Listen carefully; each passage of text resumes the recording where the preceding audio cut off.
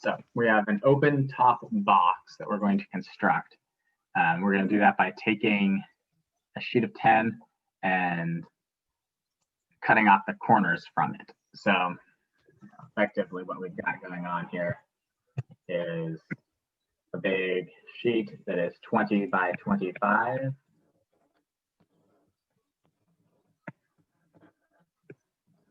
Okay, so 20 by 25 inches, and we're going to cut congruent squares off of each corner. And so once we've done that, we can see that we've got, we make these into little flaps here. We can fold those up, and we end up with a little box. Right, these are going to be gone, and we'll just fold up these 4 little flaps up into a box that has an open top. Good or no? Good. All right. So what we want to know is how big of a square should we cut off from each corner so that the box can hold as much as possible. So we want to know what is the maximum volume of such a box. Okay? So first thing is we need to start writing an equation or start labeling our picture even better. So what else might we want to label? Maybe label like the squares by using X for like the length, and since they're congruent for the squares, then both. Do you want to call that one X right there? Then? Yeah. All right. So and since they're squares, we know I can put it here too, but it's X by X, right? And all 4 of them are X by X, and so that should help us because that's what we're trying to find, right? Is how much to cut off. So that's our X value, and we should be able to find a volume, which should just be length times width times height for a box, right? So first off, we'll call, let's see, how about we call this the length, and we'll call this the width. That's the base of the box, right? And so what's the height of the box? X. Right, this should be the height, which is equal to X. And so what should our length then be equal to? 25 minus 2x. 25 minus 2x, and what should our width be equal to? 20 minus 2x. 20 minus 2x. Everybody good with that? That our length is 25 minus 2x, our width is 20 minus 2x, and our height is just x. Yep. Okay, so pretty straightforward. We'll just plug that into this formula that we've got: length times width times height, 25 minus 2x, 20 minus 2x, and just x. And to make it a lot easier to take that derivative, it might be nice to have all those distributed together. So what's 25 times 20 times x? That ought to be 500x. And then 25 times the negative 2 is negative 50. And then a negative 40x, so that's negative 90x. And then times the x ought to be negative 90x squared. And plus 4x squared times the x is plus 4x cubed. Everybody good with that as our volume formula? Yeah. All right, so now we know that we are cutting something off of here. So we know that x has to be greater than 0. What does x need to be less than? 10. Gotta be less than 10. Why does that be less than 10? Because you can't Half have, of 20. yeah, you can't have a width 20, we that's can't less cut off than the 0. side of this. Or, I mean, if we cut off a 10-inch square exactly, we're going to have nothing left. And obviously, we can't cut off more than 10 inches from each side because we don't have that. So we know that our x value has got to be between 0 and 10. Okay? So now, in order to find the maximum volume, that means we're maximizing this equation, which means what do we have to do to find a maximum of a function? Find the derivative. Exactly. So what's the derivative of v? We have v prime equals 500 minus 180x plus 12x squared. Everybody good with that? Yeah. Okay. And we want to know, when is this undefined and when is this equal to 0? So we'll say that v prime is never undefined, right?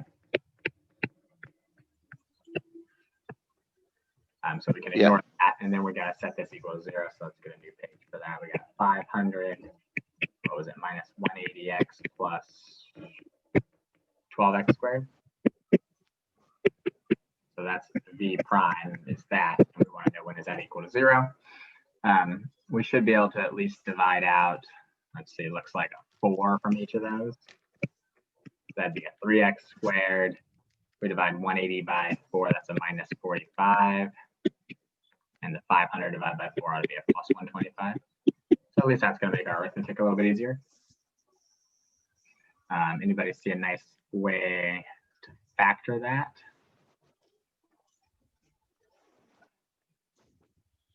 No, me neither. Okay, so if there's no nice way to factor it, what do we need to do? Quadratic formula. To be 45 plus or minus square root of that negative 45 squared minus 4 times 3 times 125 all over 6. And let's see, I don't even know what does that all come out to be? 45 squared is what? Let's see, that ought to be 2025. Does that sound right?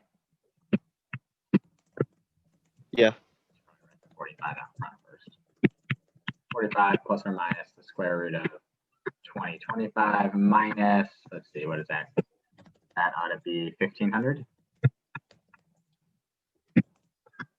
over 6, and then that ought to be a 525 inside there.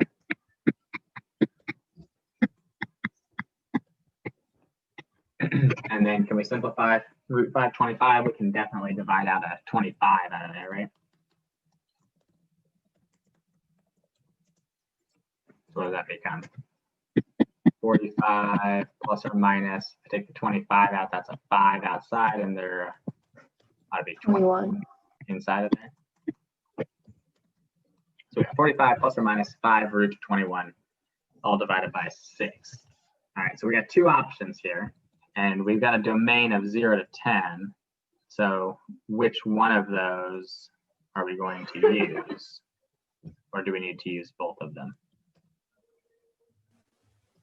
Probably the subtraction one.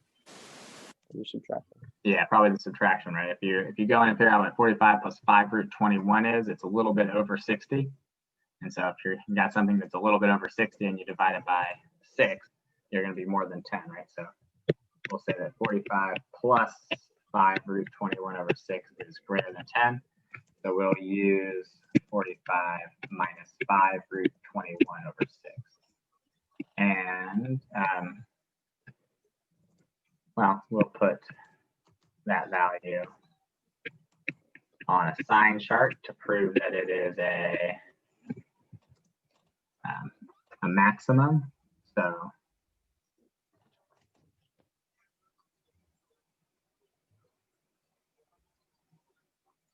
what does that end up giving us? What's that value approximately equal to? Just so we know some values to plug in.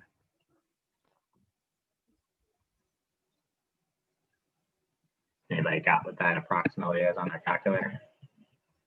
It's like 3.681186.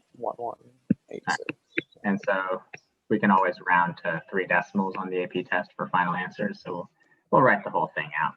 Actually, we won't bother, 3.681. So plugging something in that's less than that would be plugging in 1. So we plug in 1, 500 minus 180 plus 12 is definitely positive. So it's a max, most likely, unless this is still increasing after 3. If you plug in something like, 9, 9 squared is 81, right? And 81 times 12 is what, 972? And so we have 500 minus 180 times 9, which is 1620, and that's gonna stay as a negative. And if you plug that in, that comes out to be negative. So we've got a max if we cut off 3.681, what was it, inches? Yep, 3.681 inches. About. And if we want to know what is the actual volume, that's how much we need to cut off. To figure out the actual volume, just plug it back into your original volume equation.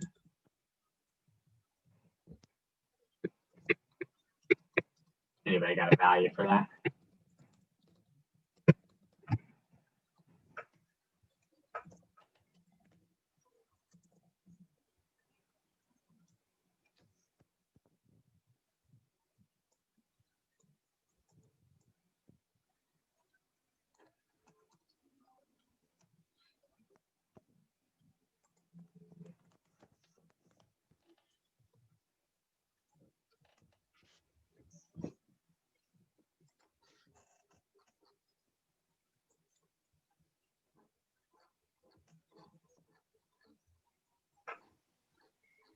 $819.07 inches cubed. That's what I What got. did you get? Say it again. 819.07 inches cubed. Give me 3 decimals on that. 07 what? Well, 0697. So, 0697. Okay, so 070. oh yeah. Okay. Yep. Inches cubed. So on the AP test, anytime you're using a calculator and you round an answer, round it to 3 or more decimals. So that one should be inches cubed. Everybody good with that conceptually? Any questions on that? Everybody all right?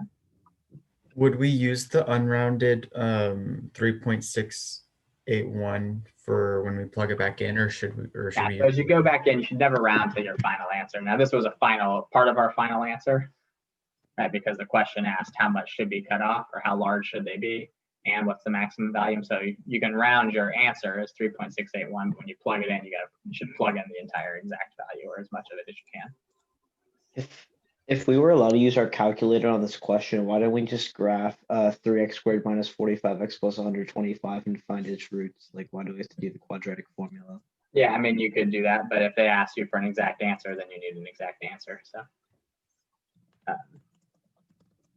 yeah, and an exact answer would not be your decimal version there. You'd have to show 45 minus 5 root 21 over 6.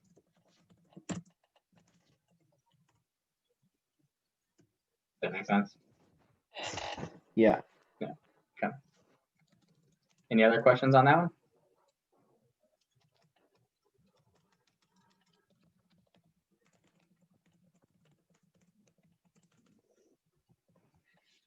All right, let's take a look at the next one, number 8 here, page number 8. We've got a company that's designing a 2-liter, so 2,000 cubic centimeters, can that's in the shape of a right circular cylinder, so it's just a cylinder.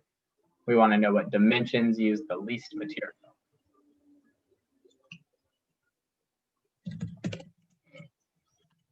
So first off, the amount of material would be what?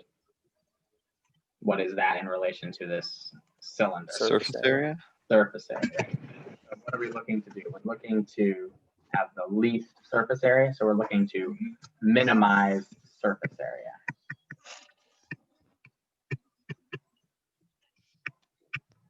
And what does that surface area equal? Well, it's a can, it's a cylinder, so it's got a top and a bottom, and what's the area of those two?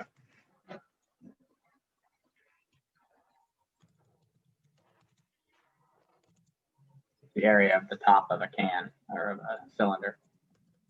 Pi squared. Pi r squared, the bottom should be the same, right? So 2 pi r squared. And then plus, what's the lateral surface area? The surface area going around the sides.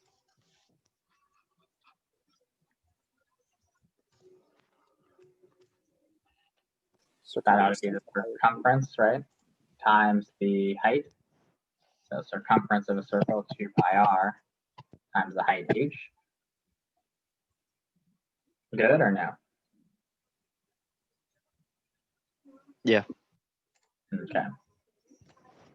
So what's the issue that we've got here? We need one variable. Yeah, we've got 2 variables and we need to just have one. So let's see if we can figure out a way to deal with that issue. How can we deal with that issue? You can like write one as a ratio of the other. Okay, how are we going to do that? That's correct. We need to write one as a, in terms of the other one, but how will we do that?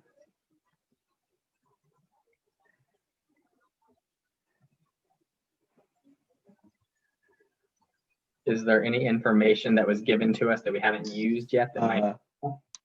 Set the area to 2000 and solve for H or R. Okay, so what is the 2000? Volume.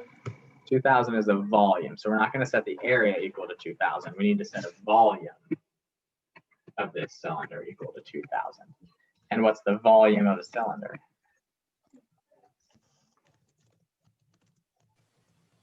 Pi r squared H. Pi r Pi squared r H. squared H. So we should then be able to solve this new equation, 2000 equals pi r squared H for H, and just replace that single H that's in there. Everybody see that and agree?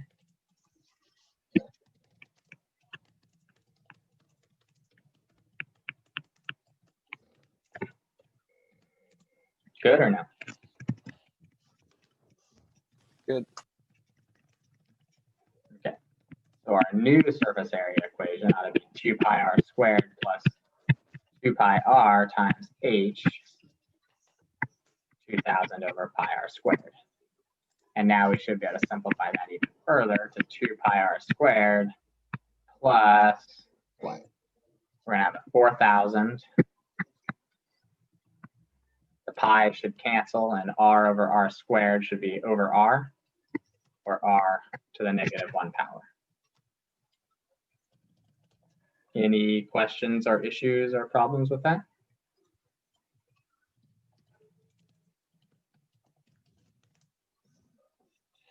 Nope.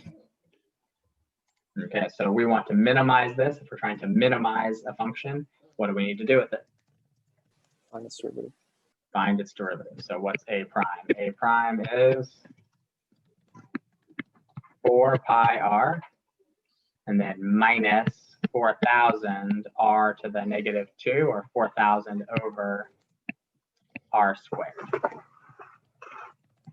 Everybody good with that? Yeah. All right, now in order to figure out when that's undefined and when that's equal to 0, it might be easiest if we had a common denominator. So a common denominator would be r squared. So this will become 4 pi r cubed minus 4000 over r squared. Everybody good there? Yeah. So first off, when is r prime, sorry, r prime, a prime, when is a prime undefined? R equals 0. At r equals 0. So if we think about that for a second, is the radius of our cylinder going to be 0? No. No. No, right? This makes no sense. Right, our radius is certainly going to be more than 0, right? R has to be greater than 0. So we'll ignore that, and then we just need to figure out when does 4 pi r cubed minus 4000 equal 0 to figure out when a prime is 0, right? So we have a prime equals 0 if 4 pi r cubed minus 4000. Yeah. Everybody good with that or no? Yep. So when is that the case? Well, add the 4000, divide by 4. And you can divide by the 4 pi, you get r cubed equals 1000 over pi, or r is equal to 10 over the cube root of pi. We have units, centimeters, I think, were our units, is that right? Yeah. Cool. So now what do we need to do with that value? Sign graph. We need to do a sign chart, right? Yes. Yeah, sign graph. 10 over the cube root of pi, just to make sure that this is actually a minimum. So something that's less than 10 over the cube root of pi would be 1. We go back and look at our original a prime, 4 pi r cubed minus 4000 over r squared. What do we know about the denominator there?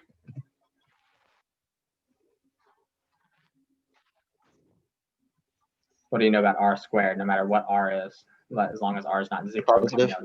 It's always positive. So is this r squared going to affect the sign of the derivative? No. No, it shouldn't in any way. So we should just need to deal with the numerator of it. So which we've got right here. If we plug in something less than this, so something like 1, we end up with 4 pi minus 4,000, which is negative. So we're decreasing. And if we plug in something greater, let's say like 9, 9 cubed is 729 times about 12 is definitely more than 4,000. So it's positive. So we have a minimum when the radius is 10 over the cube root of pi. And I believe it asked for the dimensions. So dimensions means not just the radius, but also the height. So we'll go back in and we'll solve for height. Height is equal to, what was it, 2,000 over pi r squared, right? Yeah, 2,000 over pi r squared, which is 2,000 divided by pi times this radius, 10 over the cube root of pi squared, which we should be able to simplify, right? The 10 squared is 100, and what's 2,000 divided by 100? Ought to be 20, right? 20. And then we have pi, and then we have divided by pi to the 2/3. So it's pi divided by pi to the 2/3. It's pi to the 1/3, or just the cube root of pi. Once again, centimeters. So when the radius is 10 over the cube root of pi centimeters and the height is 20 over cube root of pi centimeters, this 2-liter cylindrical can has the least amount of surface area. Good or no?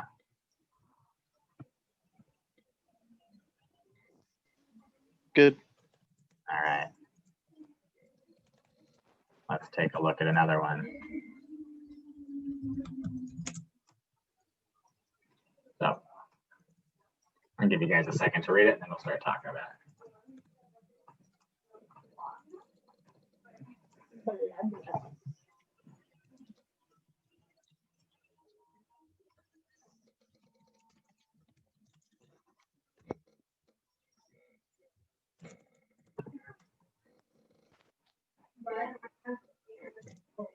All right, so we've got, what do we have going on here? We've got a sphere that has a radius of 10, and we've got a cylinder that has been inscribed inside of it. So we're going to do our best to try and draw that. So here's our sphere. Everybody good with that, even though it doesn't quite connect there at the top? And inside of that sphere is, trying to do a different color here. Inside of that sphere is a cylinder. All right, so there's our cylinder that's been inscribed inside of the sphere. Pretend that these all are meeting at nice little points over here on either side of the sphere, or inside of the sphere and outside the cylinder. Those are hitting at points. That's what it means to be inscribed in it, right? It's touching at these little vertice points here. And so we want to know what is the maximum volume of a cylinder that could be drawn like this. Now I could draw lots of different looking cylinders, right? But we're talking about just a generic, not a really narrow one, taller. I could have something like that, or I could have one that's more like this. Right? There's lots of different cylinders that we could draw in here. We want to know what is the volume of the one that has the largest volume. So what else can we label in our picture right now? What's the only other thing we know so far? Radius. The radius of our sphere, right? Which is 10? 10 centimeters. Yeah, I'm going to leave off the units in the picture, but yeah, we got them up there, centimeters, right? All right, so we need the volume of a cylinder. Well, what's the volume of a cylinder? Pi r squared h. Pi r squared h. So we've got multiple problems here. The first problem is we've got two variables, r squared and h. And the second problem is that we really don't have any sort of frame of reference about how big this cylinder might be. So let's label at least the height and the radius on our cylinder. Let's at least do that. So the radius of our cylinder is this. We'll call that little r. Height of our cylinder is right here. Everybody agree with that? Yeah. Okay. So we've got to find some way based on this information, because this is all the information we've got. We've got to find some way to relate the height and the radius of the cylinder together so that we can put them all in terms of one variable. Anybody see a good way to do that?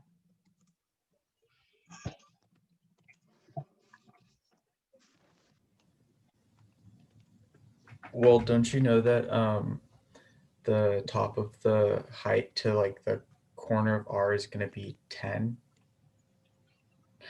Say that again. From the top of the height.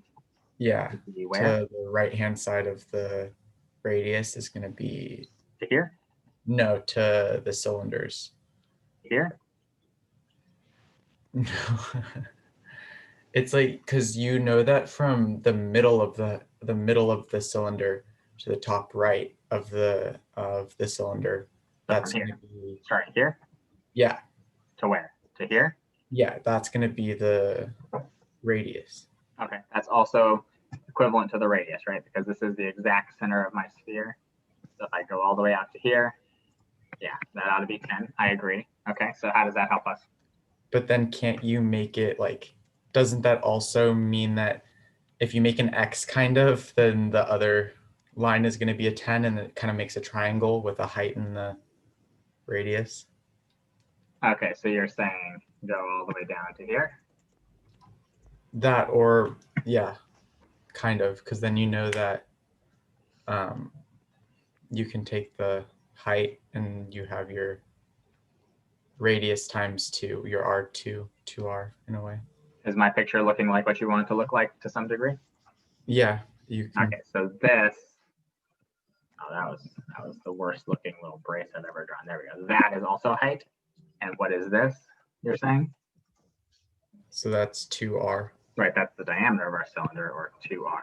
And so this ought to be a right, that was horribly drawn, but this ought to be a right triangle here. And so we should be able to figure out, based on the fact that this is 10 plus 10, right? At this triangle, 20 by 2R by H. And using the Pythagorean theorem, we can relate them together. Everybody agree? Everybody see Yeah. that? Okay, Yes. so that's the kind of stuff you're going to have to see as we're going through working on these problems to help you write equations sometimes. Sometimes it's not like super readily evident. So what does that tell us? It tells us that h squared plus 4r squared is equal to 400. And let's see, we're looking for a maximum volume. Doesn't really matter if we do it in terms of R or H, does it? Yeah. So since we've already got an R squared term in here, and we've got an R squared term in here, seems like solving for R squared would be a good way to go.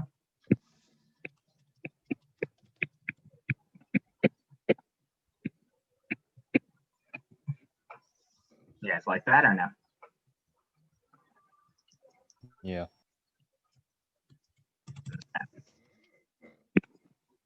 So volume equals pi times our radius squared, which would be 100. If we simplify that, 100 minus 1/4 h squared times the h, or volume is equal to 100 pi h minus 1/4 h cubed. Sorry, 1/4. Pi over 4 h cubed. Good or no? Good. Okay. So we want to know what's the maximum volume. So if we're looking for the maximum volume, what do we have to do with our volume function? And it's max. Find its max, which means take a Derivative. derivative. V prime should be 100 pi minus 3 pi over 4h squared. Good or no? Good. Is that ever going to be undefined? Nope. Nope. It's just a nice little polynomial there. And so we want to know, when does v prime equal 0? So we'll say v prime equals 0. And what was our v prime? Now I've already forgotten it. 100 pi minus 3/4 pi h squared.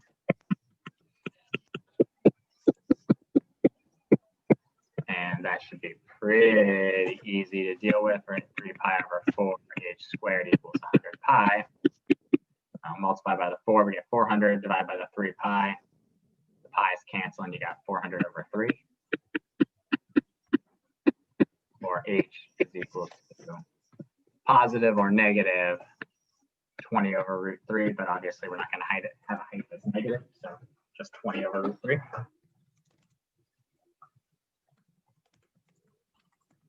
Good or no?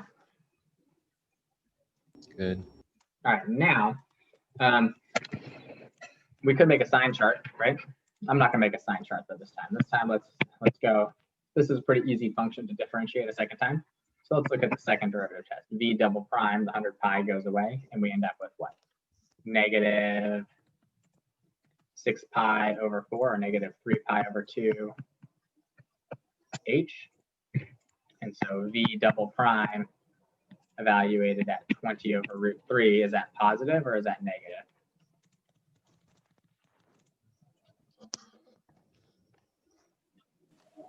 Negative. Negative. Should be less than 0, should be negative, which tells us that this is a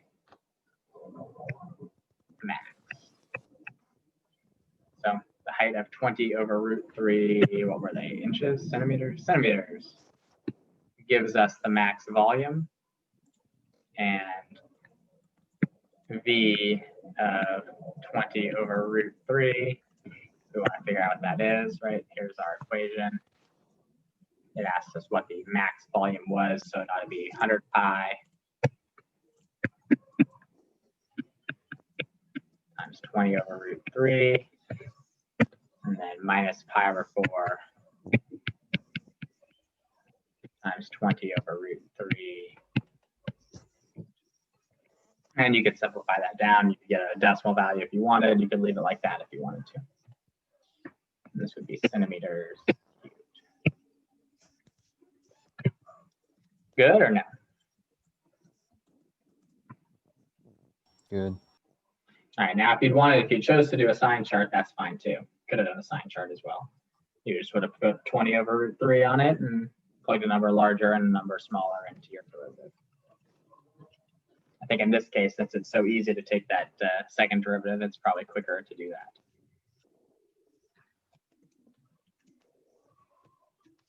Oh, so the second derivative being less than 0 means that it's concave down, so that, like, technically, so is that why it's a max? Right, because you can't have a max at a place where the derivative is 0. If the function's concave down, it's got to be a max if the derivative was 0. And if it's concave up, if it had been positive, then yep, correct.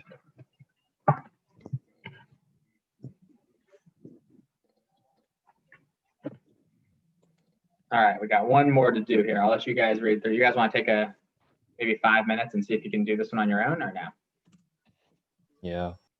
All right, so I'll give you about 5-6 minutes here, read through it, see if you can work through it a little bit, and then we'll talk about it and go through it. All right, ready, go. So we've got a circular cylindrical metal container. I'm not sure why I said circular cylindrical. That's kind of redundant, but it's open at the top. So it's got no top to it, and it needs to have a capacity of 24 pi cubic inches. And now we're talking about the cost of the material. We have varying costs for the bottom and for the curved part around the sides. So we assume that we're not wasting any material. We want to find the dimensions that minimize the cost. So let's write an equation that represents cost, because that's what we want to minimize. So first off, the bottom of it costs how much? 5 cents, right, per square inch. And so how many square inches would the bottom be? It ought to be Pi r squared.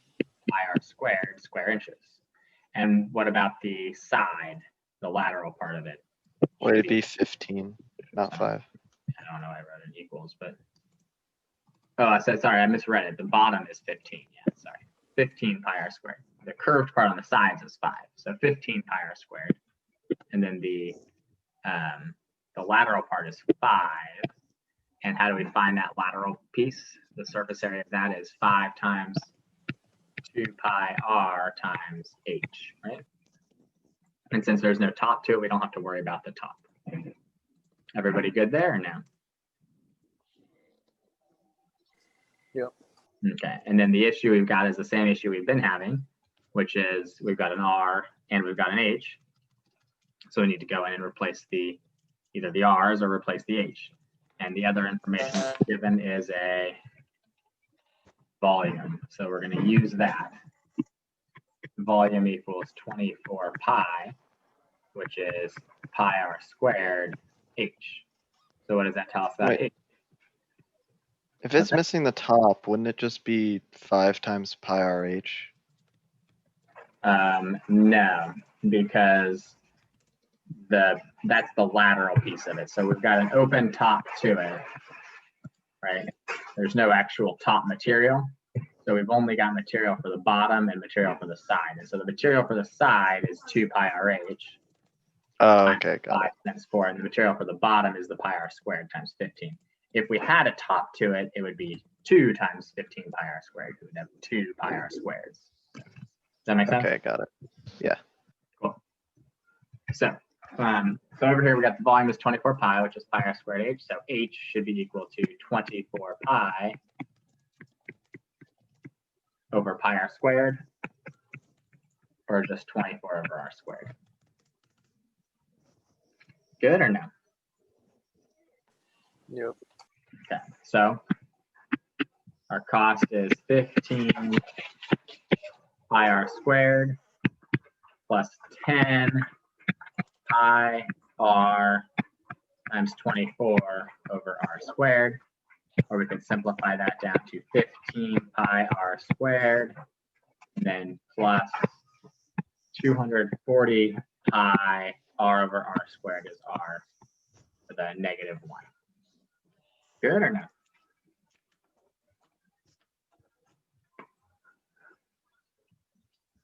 Hopefully good. Looks pretty good. Sorry, say that again.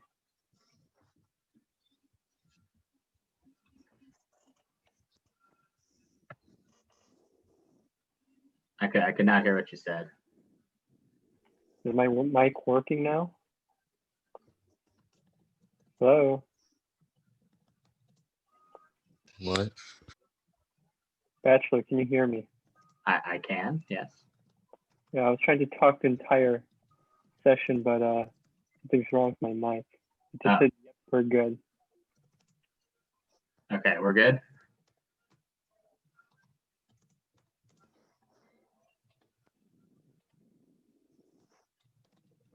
Everybody's good? Yes. All right.